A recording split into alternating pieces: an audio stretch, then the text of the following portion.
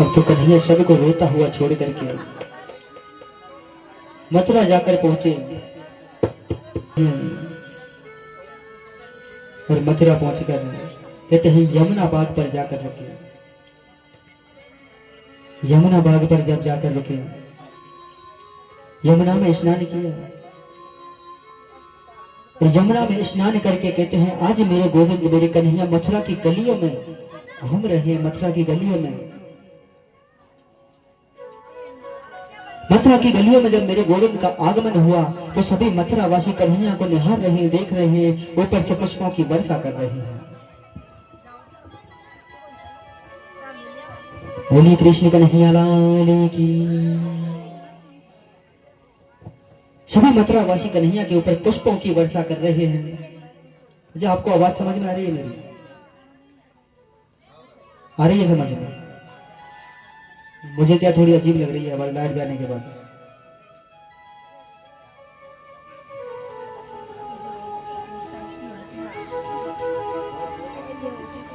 अब तो कन्हैया जी के ऊपर पुष्पों की वर्षा हो रही है। कृष्ण बलराम दोनों भाई मथुरा की गलियों में आगमन हुआ और कहते हैं एक धोबी से मुलाकात की। उस धोबी से वस्त्र मांगे पहनने के लिए,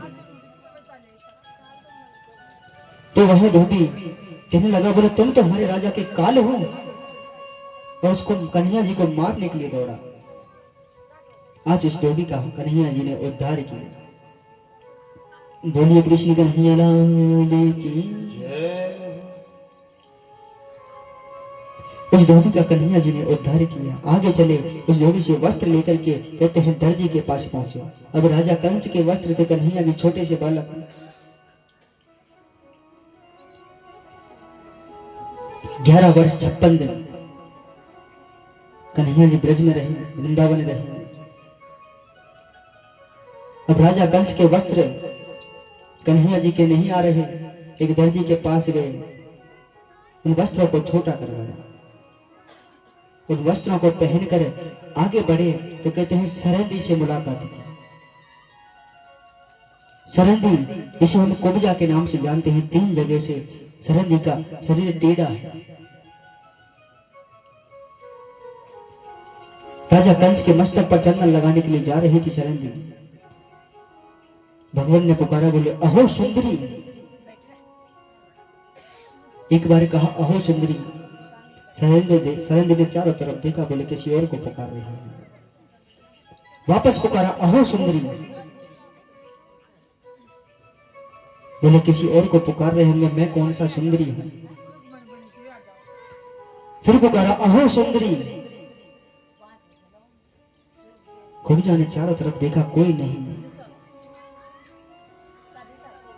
बलराम जी कहने लगे, बोले हे भगवान, आपने इस नारी को सुंदरी पुकारा है। अब कहते हैं आपके मुख से निकला हुआ वचन झूठा नहीं होना चाहिए।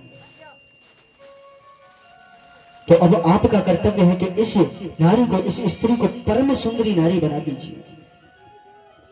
कन्हैया जी सरंदी के पास गए, जाकर पूछा, बोले आप कहां जा रही हो? बोले हे देवी, आप कहां जा रहे हो? कुब्जा कहने लगी, मेरा कार्य है राजा कंस के मस्तक पर चंदन लगाने का। राजा कंस के मस्तक पर चंदन लगाने के लिए जा रही हूं।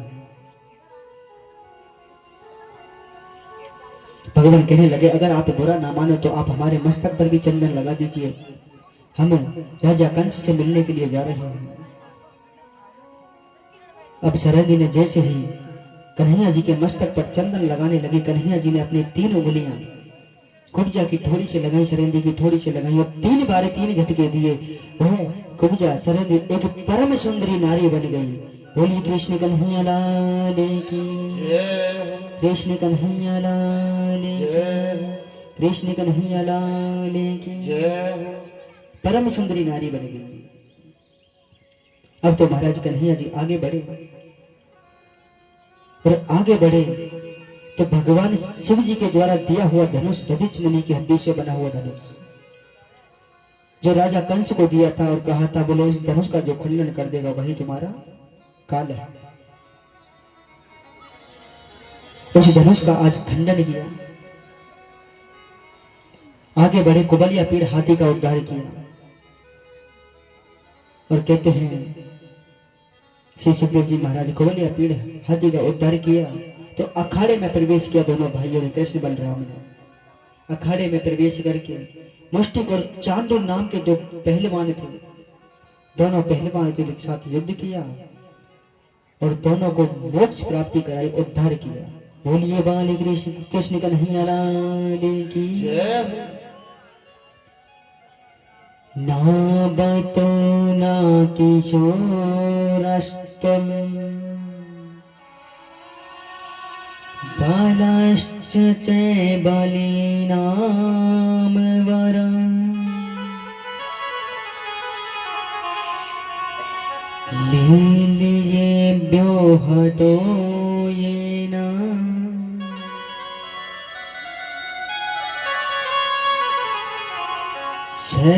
सहस्रदोऽपि सत्त्वभूतम्।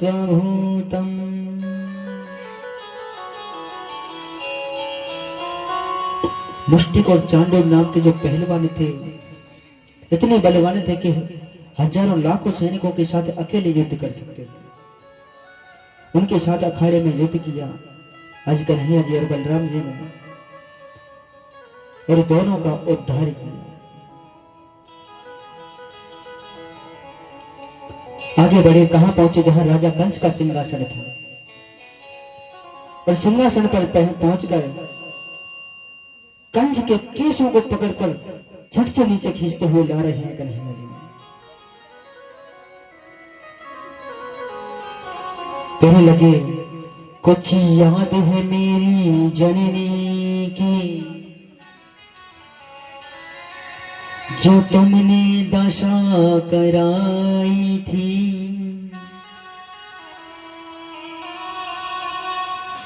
खींचा था उसको केस पकड़, और जो तुमने दशा बनाई थी।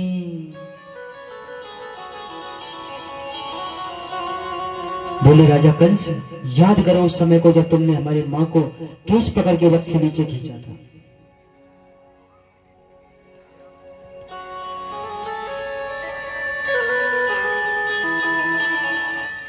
कंस को सिंहासन से नीचे ले आए, केसों को पकड़ के घसीटते हुए,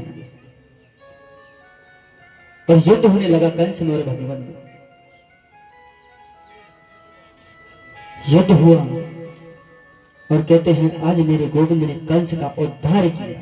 बोलिए कृष्ण कन्हैया लाल की जय, बलराम भैया की जय, बाल कृष्ण कन्हैया लाल की जय। जय जय श्री राधे, जय जय श्री राधे, जय जय श्री राधे श्याम।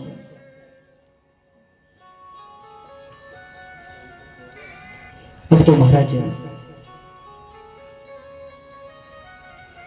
कहते हैं कंस का उद्धार किया, अपने नाना को उग्रसेन को कारागृह से बाहर निकाला, राजगद्दी पर विराजमान किया। स्वयं मथुरा के राजा नहीं बने भगवान, क्योंकि मथुरा की गद्दी कलंकित हो चुकी थी कंस के पापों के कारण। अब तो महाराज श्री सुखदेव जी महाराज कहते हैं कि हे राजा परीक्षित,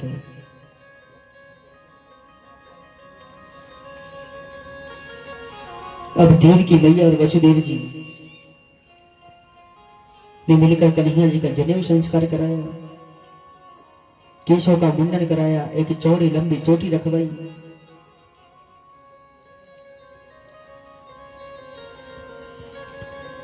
और चौड़ी लंबी चोटी रखवाई तो कन्हैया जी को पढ़ने के लिए भेज दिया, विद्या प्राप्त करने के लिए। कहां गए थे विद्या प्राप्त करने कन्हैया जी? कन्हैया बलराम जी ने कहा विद्या प्राप्त की थी?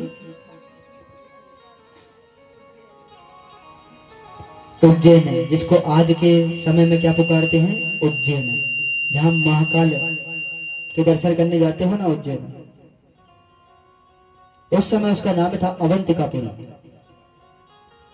अवंतिकापुरी में आज भी शांतिदीप वन है, जहां पर कन्हैया जी ने विद्या प्राप्त की। विद्या पढ़ने के लिए गए, वहां सुदामा जी से मुलाकात हुई, और कहते हैं एक दिन गुरुवर ने एक पाठ याद करने के दिया कन्हैया जी को, और सुदामा जी को कन्हैया जी याद करके आए, सुदामा जी भूल गए। सुदामा जी अपना पाठ नहीं सुना पाए, मित्रता हो गई सुदामा जी से, कन्हैया जी भी अपना पाठ भूल गए, क्योंकि मित्रता हो गई, मित्रता निभानी थी। गुरुवर ने कह दिया आप वन में जाकर लकड़ियां लेकर के आइए। अब तो महाराज कहते हैं जाते समय गुरु माता ने चने दे दिए, और जो चने गुरु माता ने दिए उनको श्राप लगा हुआ था कि जो उनको ग्रहण कर लेगा वह दरिद्री हो जाएगा।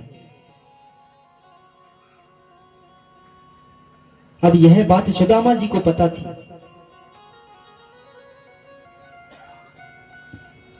क्योंकि जब कन्हैया जी लकड़ी लेने के लिए वन में जा रहे थे तो गुरु माता के पास एक ऋषि आई, और ऋषिवर कहने लगे हमें बहुत जोर की भूख लगी, आप हमें कुछ खाने के लिए दे दीजिए। गुरु माता के मन में ममता का भाव आ गया, बोले मेरे पुत्र कहते हैं वन में जा रहे हैं लकड़ी लेने के लिए, और कहते हैं पाठशाला में कुछ भी खाने की सामग्री नहीं थी, भोजन की कोई सामग्री नहीं थी। तो ममता का भाव आ गया कि ये एक पोटली जो चने हैं इनको मैं कन्हैया और सुदामा के लिए दे दूंगी। तो जो ऋषि आए थे उन्होंने अपने नेत्रों को बंद करके देखा, गुरु माता ने मना कर दिया, बोले आप हमें क्षमा कीजिए ऋषिवर, आज हमारे यहाँ कुछ भी भोजन पाने के लिए नहीं है।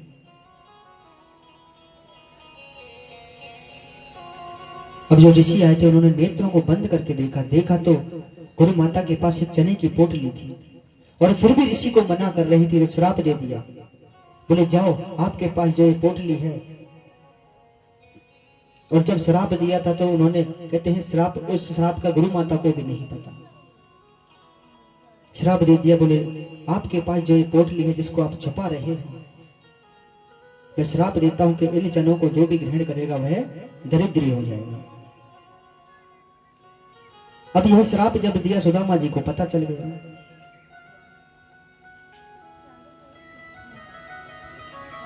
अब वन में लकड़ी लेने के लिए गए कन्हैया जी और सुदामा जी, तो कन्हैया जी तो वृक्ष पर चढ़ गए, वर्षा होने लगी, सुदामा जी नीचे लकड़ियों को एकत्रित कर रहे थे।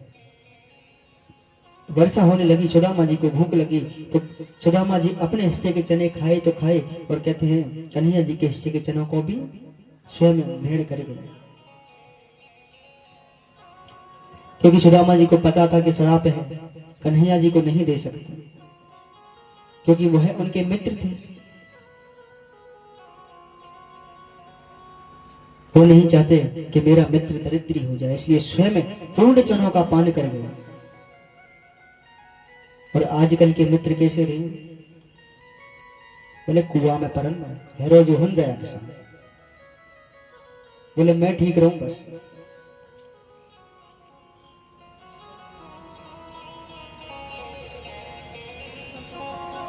तो भी सुदामा जी ने मित्रता निभाई कि पता होने के बाद भी चनों को स्वयं ग्रहण कर गए। और आज के समय में ऐसा पता चल जाए ना कि या में श्राप लगो हुए या खाए थे ये देखो, तो खुद ना खाएंगे पहले दूसरे खवाएंगे, बोले सब खा, बोले एक दाना नहीं छूट जाए। क्योंकि आज के समय में इंसान अपने दुख से दुखी नहीं है, सामने वाले के सुख से दुखी है।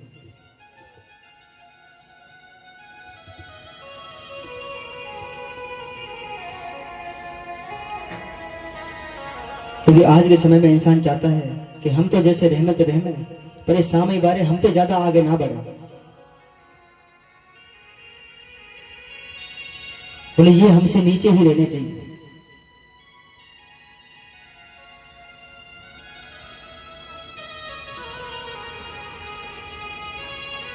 अब तो महाराज श्री सुखदेव जी महाराज कहने लगे राजा परीक्षित, कन्हैया जी वृक्ष से नीचे उतरे, सुदामा जी से कहने लगे, बोले आप हमारे हिस्से के चने हमें दे दीजिए, हमको बहुत तेज भूख लगी है। सुदामा ने कहा, बोले मित्र उन चनों को तो हम ग्रहण कर गए, हमको बहुत तेज भूख लगी थी। वापस पाठशाला पहुंचे, कन्हैया जी जाते ही गुरु माता से कहने लगे, बोले हे गुरु माता, हमको बहुत तेज भूख लगी, आप हमें कुछ भोजन खाने के लिए दे दीजिए। गुरु माता कहने लगी, हमने आपको चने दिए थे। बोले उनको तो सुदामा जी स्वयं ग्रहण करेंगे। अब सुदामा जी को श्राप लग गया दरिद्री होने का। इधर कहते हैं सुदामा जी, कृष्ण, बलराम तीनों ने अपनी विद्या पूर्ण की और कन्हैया जी वापस मथुरा लौट करके आ गए। मथुरा जब लौट करके आए तो कन्हैया अपने कक्ष में रुदन कर रहे हैं। और कन्हैया जी जब रुदन कर रहे तो उनके पास उद्धव जी का आगमन हो गया। बोलिए कृष्ण कन्हैया लाल की जय। उद्धव जी का आगमन हुआ।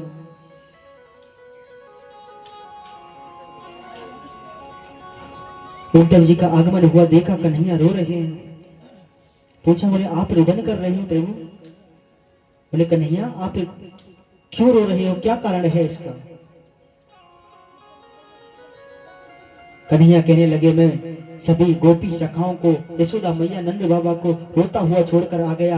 आज भी मेरी याद में वह वहां रो रहे होंगे, रुदन कर रहे होंगे। अब उद्धव को अहंकार था अपने ज्ञान का, और ठाकुर जी किसी का अभिमान रहने नहीं देते। उद्धव कहने लगा, बोले कन्हैया, बोले सब भूल गए होंगे, अब तक तो कोई किसी को याद नहीं करता। आप उनको छोड़कर आए, आप यहाँ हो, वो वहां अपने जीवन में खुश होंगे, प्रसन्न होंगे। अब वह आपके लिए नहीं रोते होंगे। ठाकुर जी ने विचार किया, बोले उद्धव का अभिमान दूर करना पड़ेगा। उद्धव से कह दिया, बोले उद्धव आप एक काम कीजिए, अपना रथ लेकर के जाइए और वृंदावन जाकर आइए एक बार।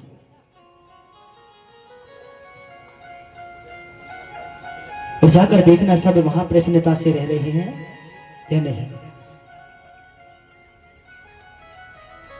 अब तो महाराज जी उद्धव ने अपना रथ तैयार किया और रथ तैयार करके वृंदावन की ओर जाने लगे। जैसे ही वृंदावन में प्रवेश किया तो जो ग्वाल बाल सखा गोपियां कन्हैया जिनको जहां रोता हुआ छोड़कर गए थे, वहीं आज भी उनकी याद में रुदन कर रहे हैं, विलाप कर रहे हैं। सबने देखा कि उनकी ओर एक रथ आ रहा है, कन्हैया जी का रथ।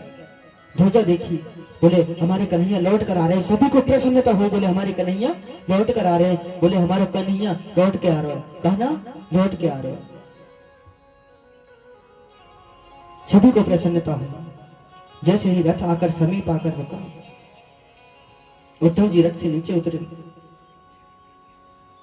सारे ब्रजवासियों ने रथ को घेर लिया, सभी गोपी सखाओं ने उस रथ को घेर लिया।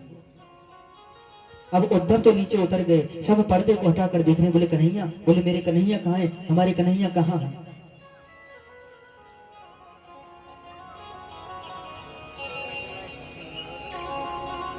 जब कन्हैया नहीं दिखाई दिए, सब वापस विलाप करने लगे, वापस कन्हैया की याद में रोने लगे।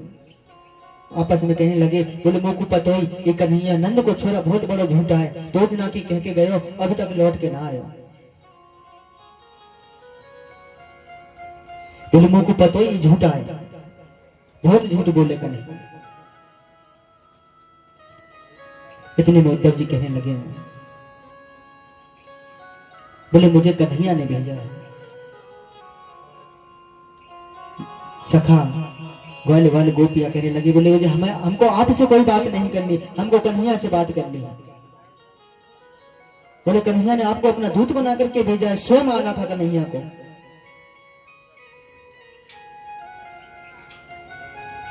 अब तो कोई उद्धव जी से बात नहीं कर रहा।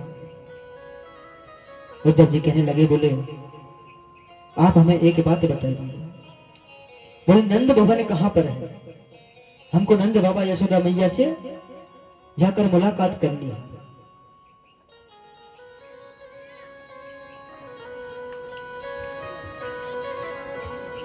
जो ग्वाल बाल थे कहने लगे, पास में एक कहते हैं नहर जा रही थी, नाला नहर। तो ग्वाल वालों ने कहा, बोले ये जो नाला नहर है, ये जहां से आ रही है इसके पास पास होते हुए चले जाना, और जहां जाकर ये खत्म होगी वही नंद भवन है। उसमें जो जल प्रवाह हो रहा था वह सारे ब्रजवासियों के अश्रु थे, आंसू थे।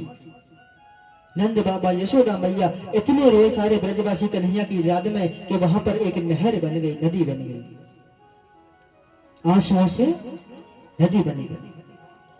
उसके पास पास होते हुए उद्धव जी जान और नंद भवन में जाकर पहुंचे। नंद बाबा से मुलाकात की तो कन्हैया की काली कमली को बांधकर उद्धव जी आए थे, मोर पंख लगा करके आए थे। नंद बाबा से बातें करने लगे। नंद बाबा उद्धव जी से कहने लगे, बोले भैया उद्धव एक बात बता, बोले कन्हैया को हमारी याद आवे के ना आवे? बोले हमको बता तो दे भैया कि बापू हमारी याद आवे के ना आवे?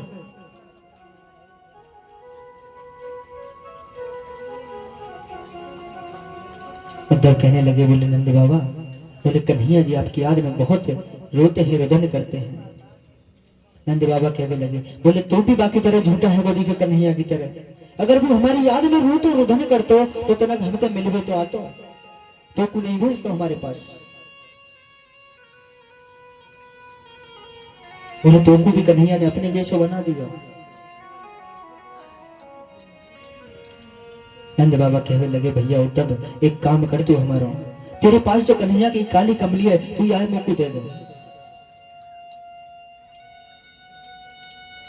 नंद बाबा कहने लगे, बोले उद्धव वो बहुत दिन है कि जब तक कन्हैया हमको छोड़ के गए मैं सो ना हूं, मोर नींद ना आई, या काली कमली है मुंह को दे दे, कम से कम यो सोचंगो या काली कमली अपने पास रख के मेरे पास में कन्हैया सो रहे, वो नींद तो आ जाए।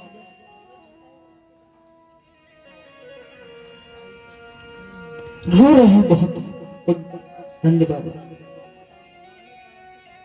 बोले भैया काली कमली दे दे, मैं कम से कम सो तो जाऊं, तो कन्हैया तो लौट के आ बिना कह के गए 2 दिन में आ जाऊंगा, अब तक लौट के ना आए। नंद बाबा को कन्हैया जी की काली कमली देके उद्धव जी यशोदा मैया के पास गए।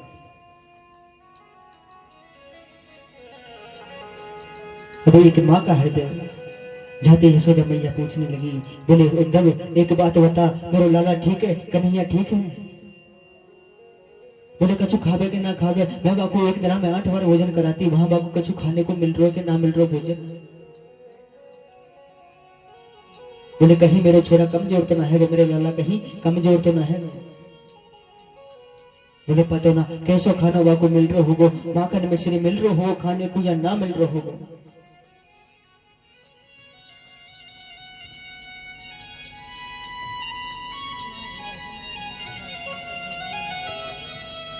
अब तो उद्धव को साथ में लेकर के यशोदा मैया हर उस जगह को दिखा रही है, उसे पालने को दिखाया जहां कन्हैया जी झूलते थे जिस पालने में। और जैसे ही यशोदा मैया उद्धव को वो पालना दिखाने लगी, उद्धव को साक्षात भगवान के बाल रूप में उस पालने में झूलते हुए दर्शन हो रहे हैं। बोलिए बाल कृष्ण कन्हैया लाल की।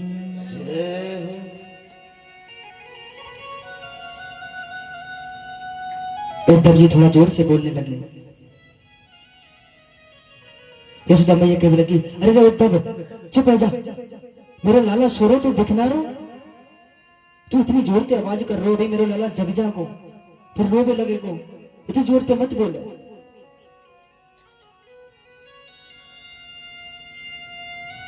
थोड़ी देर बाद याद आया, बोले कन्हैया दी तो हमको, कन्हैया तो मुझे छोड़कर कब का जा चुका है। वापस रोने लगी मैया यशोदा। जहां कन्हैया ने मिट्टी खाई थी उस जगह का उद्धव को लेकर के गई। बोले देख उद्धव, यह जगह मेरा छोरा मट्टी खाई आ जगह। और उद्धव को साक्षात ठाकुर जी के दर्शन हो रहे हैं, जिस रूप में मैया यशोदा बता रही है उसी रूप में उद्धव को कन्हैया जी के दर्शन हो रहे हैं।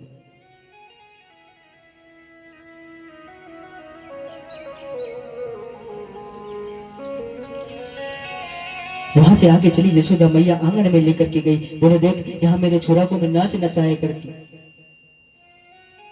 और जहां पर कन्हैया जी नाचते थे अपनी माँ के इशारों पर, उद्धव को साथ साथ कन्हैया जी नृत्य करते हुए दिखाई दे रहे हैं।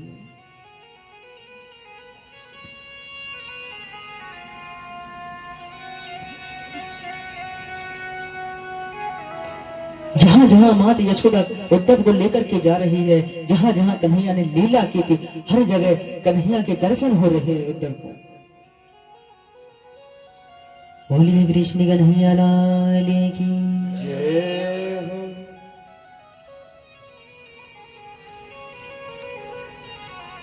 उद्धव ने विचार किया, मैं तो कन्हैया को मथुरा छोड़कर आया था, लेकिन मुझे यहां कन्हैया क्यों दिखाई दे रहा है।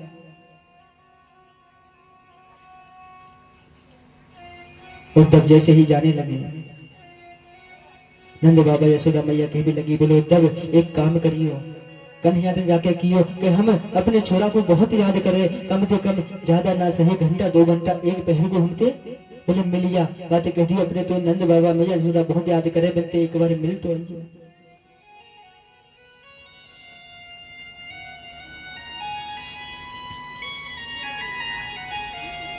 वहां से आगे चले और कहां पहुंचे, जहां कन्हैया जी ने रास किया था। और जहां कन्हैया जी ने रास किया था, जिस रूप में कन्हैया जी ने रास किया, आज उद्धव को उसी रूप में 2-2 गोपियों के बीच में कन्हैया जी मधुर मधुर बंसी बजाते हुए दिखाई दे रहे हैं।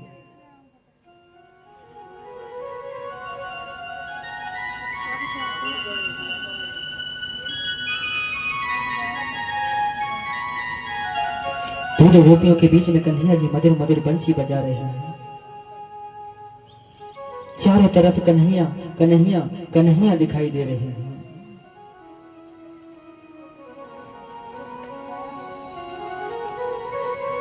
अब तो महाराज कहते हैं जहां भी देखते हैं कन्हैया दिखाई दे रहे हैं उद्धव को।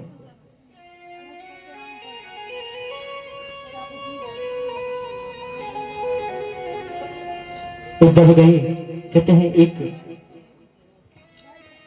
गोपियां आपस में वार्ता कर रही थी, उद्धव पहुंचे, एक वृक्ष के जाकर पीछे छुप गए। एक गोपी कहने लगी, बोले ऐसा क्यों, तो पतो रात को का हुआ। बोली का हुआ। बोले रात को कन्हैया मेरे सपने में आया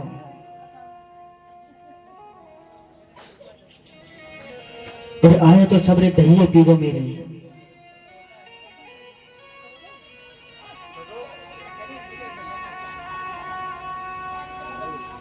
बोले कन्हैया रात को मेरे सपने में आयो और आके मेरे सबरे दही को पीगो। आपस में वार्ता कर रही हैं गोपियां, एक दूसरे को समझा रही हैं और उद्धव सारा दृश्य निहार रहे हैं।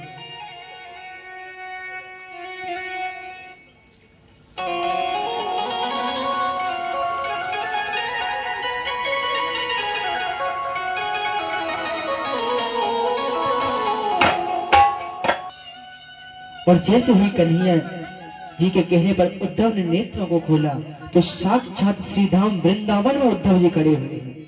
बोलिए कृष्ण कन्हैया लाल की। सभी ग्वाल वाले सखाओं के, सभी गोपियों के, किशोरी जी के, कहते हैं कन्हैया जी के समीप में किशोरी जी खड़ी हुई हैं, कन्हैया जी बंसी बजा रहे हैं और ऐसी मनमोहक झांकी की उद्धव जी दर्शन कर रहे हैं।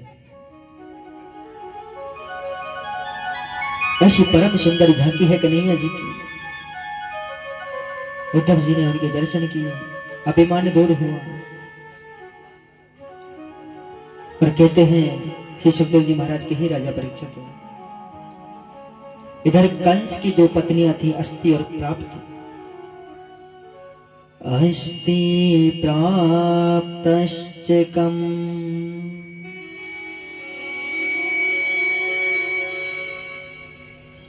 सस्य महिष्मो भरत सभु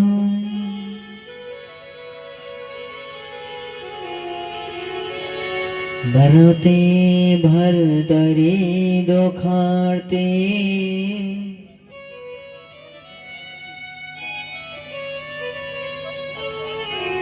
ईयतु समय पेत्र ग्रहण।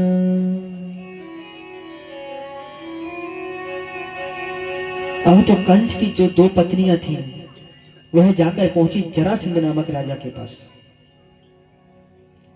और जरासंध के पास जाकर कहने लगे, बोले उस मथुरा के, उस वृंदावन के नंद के लाल ने, वसुदेव के लाल ने हमारे पति को मार दिया है, कंस को। बोले आप हमारे कहने से कन्हैया के साथ युद्ध कीजिए। जरासंध ने अपनी 13 अक्षौणी सेना तैयार की, और 13 अक्षौणी सेना तैयार करके कहते हैं कन्हैया मथुरा पर चढ़ाई कर दी, और कन्हैया के साथ युद्ध किया। एक बार चढ़ाई की, हार गया जरासंध। 2 बार की, हार गया जरासंध। 17 बार चढ़ाई की जरासंध, 17 बार हार गया। और 18वीं बार जब चढ़ाई की तो ब्राह्मणों को बंदी बना लिया और कह दिया कि अब की बार अगर मैं उस कन्हैया से हार गया तो मैं तुम सभी ब्राह्मणों को सूली पर टंगवा दूंगा। ब्राह्मणों ने एक पत्र लिखकर भेजा कन्हैया जी को। बोले हे कन्हैया, अब की बार अगर जरासंध आपसे युद्ध में हारा तो यह हमको मृत्यु दंड दे देगा। कन्हैया जी ने पत्र को पढ़ा, और पत्र जब पढ़ा तो कहते हैं जरासंध के साथ युद्ध किया, और जरासंध के साथ युद्ध किया तो इधर कन्हैया जी ने विश्वकर्मा को, शिल्पी विश्वकर्मा का आदेश दे दिया। बोले जाओ तुम जाकर के समुद्र के अंदर द्वारिका का निर्माण करो। युद्ध करते करते भगवान रण छोड़कर भाग गए, और नाम पड़ा रण छोड़ राय भगवान। बोलिए रण छोड़ राय भगवान की, रण छोड़ राय भगवान की जय हो। अब तो महाराज कहते हैं कन्हैया जी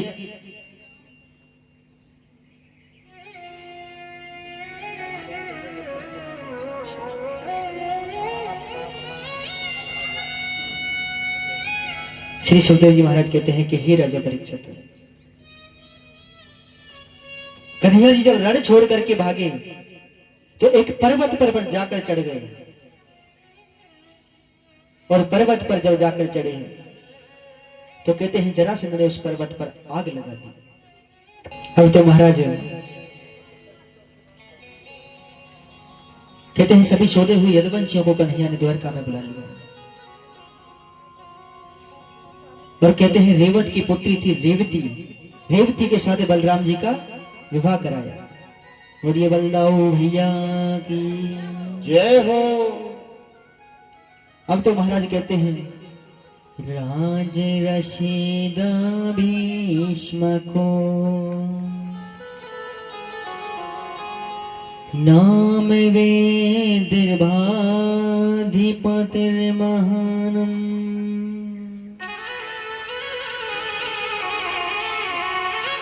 तस्य पंचभौनपुत्रा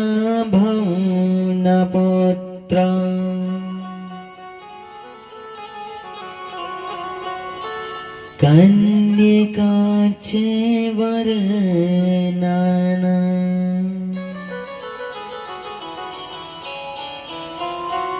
एक भीष्म के नाम के राजा हुए कुंदनपुर नरेश, कुंदनपुर के राजा हुए राजा भीष्म। उनके 5 पुत्र थे, कोई भी पुत्री नहीं थी। एक उनकी मनोकामना थी कि एक मेरे पुत्री हो, तो तप करने के लिए गए समुद्र के किनारे। तो समुद्र में कमल के फूल पर एक कन्या को खेलते हुए देखा, और वह कन्या कोई और नहीं स्वयं माता लक्ष्मी है। बोलिए लक्ष्मी मैया की। उस कन्या को अपने साथ लेकर के आए और उसका नाम रख दिया रुक्मणी। और रुक्मणी जब नाम रखा तो रुक्मणी जी बड़ी हुई और विवाह योग्य हुई। तो धीरे धीरे घर में कहते हैं बड़े पुत्र की चलने लगी रुक्मी की। रुक्मी को पता चला बहन विवाह योग्य हो गई है, जाकर के शिशुपाल के साथ विवाह तय कर दिया। और रुक्मणी जी कन्हैया के साथ द्वारका के राजा द्वारकाधीश को अपना वर बनाने के लिए मां कात्यायनी की पूजा करती थी। अब कहते हैं पहले जब विवाह हुआ करते थे तो विवाह से पहले मां कात्यायनी की पूजा करती थी कन्याएं।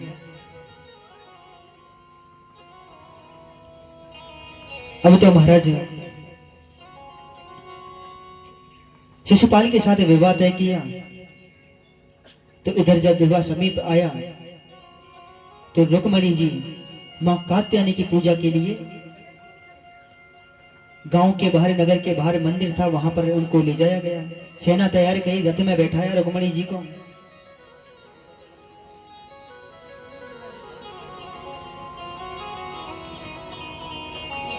रुक्मणी जी को रथ में बैठाकर सैनिकों के साथ मंदिर पहुंचाया। रुक्मणी जी ने मंदिर में अंदर प्रवेश किया, पूजा करने के लिए बैठी। बाहर जितने भी थे सैनिक थे सब पहरा दे रहे थे, क्योंकि राजा भीष्मक चाहते थे कि द्वारका के राजा द्वारकाधीश के साथ हमारी कन्या का विवाह हो, लेकिन घर में बड़े पुत्र की चलने लगी, तो उन्होंने अपने पिता की बात को नहीं मानी।